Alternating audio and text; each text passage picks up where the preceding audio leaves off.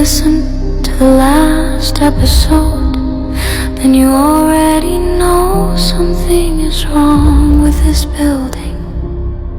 Very wrong. Because the night I finally saw Adrian, something else woke up. Something outside my door. I was standing in the middle of my apartment, the air frozen around me, Adrian's pale figure forming slowly in the dim light. And then, bang, something slammed against the door. Not a gentle knock, not someone asking to come in, no. This sounded like something trying to break its way inside. The sound echoed through the hallway like thunder. I froze. My heart was pounding so loudly I could hear it in my ears. Adrian's expression changed instantly. The calm sadness in his eyes vanished. Now there was something else. Fear. Real fear. I had never seen him afraid before. He turned toward the door slowly, like he was listening to something I couldn't hear. Then he whispered something so quietly I almost missed it. She's awake. Another bang shook the door. This time harder. The door handle rattled violently. Something was trying to get in. My legs felt weak. Who is that? I whispered. But Adrian didn't answer. Instead he stepped closer to me. For a moment I felt something strange, cold but gentle, like a breeze brushing against my skin. He raised his hand slightly as if trying to stop me from moving. Don't open the door, he said quietly. His voice was calm but urgent. Another bang. The entire door frame shook. Something scratched against the wood from the outside. Long, slow, dragging sounds like fingernails scraping the surface. My stomach tightened. Adrian, I whispered. What is out there? The hallway went silent, completely silent. No scratching, no banging, nothing for a few seconds. Everything felt normal again, too normal. And that's when we heard it. A woman's voice, soft, gentle, right outside the door.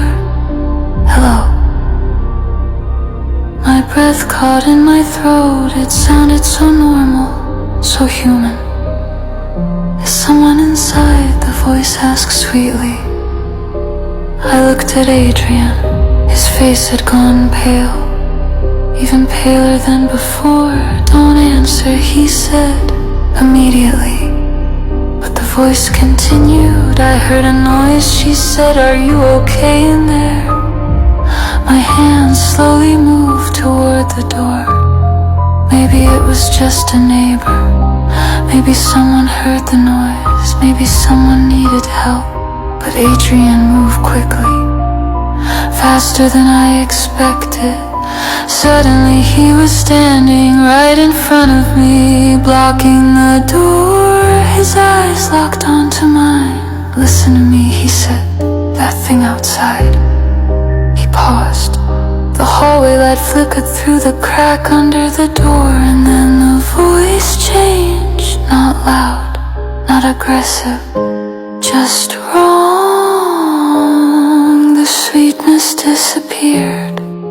Now it sounded hollow, empty, ancient.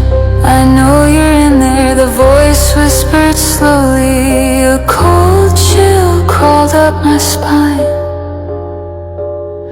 My hand dropped away from the door. Adrian leaned closer to me. His voice was barely a breath. That's not a neighbor. Another slow scratch dragged across the door. Then the whisper returned, soft, patient, waiting. Open the door. Adrian's eyes darkened, and for the first time since I met him, I saw something terrifying in his face. Not fear, not sadness, but rage. Because whatever was outside that door, it wasn't just looking for me, it was looking for him. And somehow, it already knew we were together. This has been episode 2 of I Am in Love with a Ghost.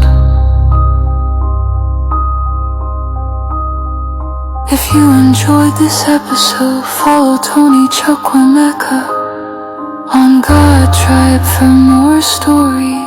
Subscribe, engage, and prepare yourself for episode 3. Because the door might not stay closed forever.